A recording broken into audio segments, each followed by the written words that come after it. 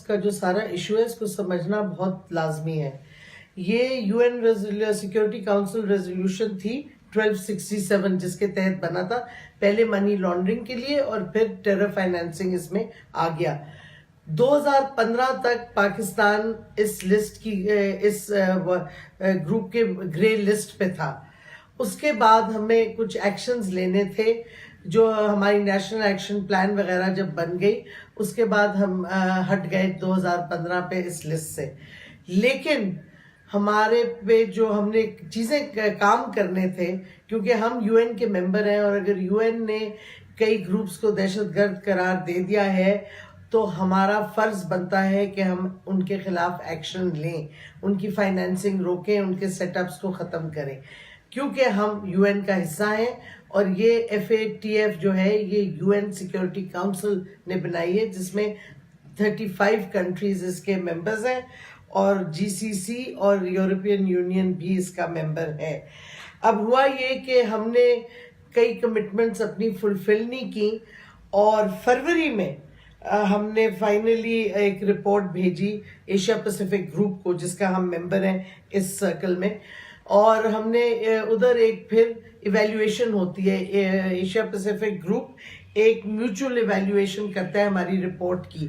اور ایشو یہ ہے کہ عام طور پہ جو رولز اور پروسیجرز ہیں فائنینشیل ایکشن ٹاسک فورس کے کہ جب میوچل ایویلیویشن کا پروسیس جاری ہو تو اس دوران آپ کوئی ریزولوشن اس ملک کے خلاف نہیں پیش کر سکتے. تو جو امریکہ نے اور یورپین ممالک نے کیا ہے پاکستان کے خلاف جو ریزولوشن ڈالی تھی یہ بالکل سارے جو قانون ہیں رولز اینڈ پروسیجرز ہیں فائنینشیل ایکشن ٹاسک فورس کے اس کے خلاف گئے ہیں, یہ اس کی خلاف ورزی کی ہے, یہ اگینسٹ نارمز اینڈ پرنسپل کے سارے رول توڑ دیے ہیں. اور ایک ٹیکنیکل باڈی جو تھی FATF اس کو امریکنوں نے اور ان کے جو 3 اور یورپین ممالک ہیں انہوں نے اس کو پولیٹیسائز کر دیا ہے.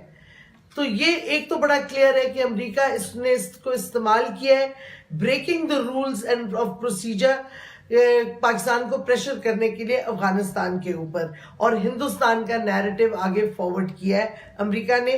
اور افسوس ہے کہ برطانیہ اور فرانس اور جرمنی نے بھی امریکہ کا اس میں ساتھ دیا ہے. تو ایک تو یہ بات واضح ہوگی.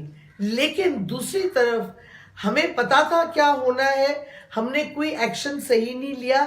ایک ہم جب آپ کو پتا ہے کہ امریکہ آج کل آپ کو ہر بہانہ ڈھونڈ رہا ہے آپ کو ٹارگٹ کرنے کا, تو یہ ایک فلینک ہماری حکومت نے کیوں ایکسپوز رکھی, یہ کیوں نہیں ہم نے پہلے ایکشن لیا, ہم نے اپنی ڈپلومیسی کیوں نہیں ایکٹیو کی پہلے. یہ فائنانس منسٹری لیڈ منسٹری ہے اور کیونکہ آپ کے پاس پراپر فائنانس منسٹر نہیں رہا ڈار کے بعد تو آپ کی فائنانس منسٹری نے اس پہ کوئی ڈپلومیسی نہیں کی, فارن آفس سے گائیڈنس کوئی نہیں لی. اور میں سمجھتی ہوں یہ پاکستان کا بھی بہت بڑا اور خطرناک ڈپلومیٹک فیلئر ہے. اور اگر پاکستان کی حکومت اسی طرح چلتی رہی تو اور بہت سے ایسے فرنٹس کھلے ہوئے ہیں جدھر پاکستان کو شکست ہوگی انٹرنیشنل فورمز میں, کیونکہ ہماری ڈپلومیسی اس وقت 0/0 ہے. اور ایک طرف تو امریکہ نے غلط کیا, قانون وہ رولز پروسیجرز توڑے, ہمیں پریشر کرنے کے لیے سیاست کھیلی ایک ٹیکنیکل باڈی میں. دوسری طرف ہماری حکومت کی ٹوٹل نااہلی اور ناکامی ہے یہ, اور میں سمجھتی ہوں کہ اس سے پاکستان کو بہت سخت نقصان پہنچ سکتا ہے اگر فائنلی فارمل ڈیسیژن آ جاتی ہے, جو کہ لگتا ہے کہ اب آ جائے گی کیونکہ لگتا ہے چین اور روس نے آپ کا ساتھ نہیں دیا اس پہ کہ ہم واپس گرے لسٹ پہ آ جائیں. اس سے ہمیں بہت پرابلمز ہوں گے اسپیشلی ہماری اکانومی کو.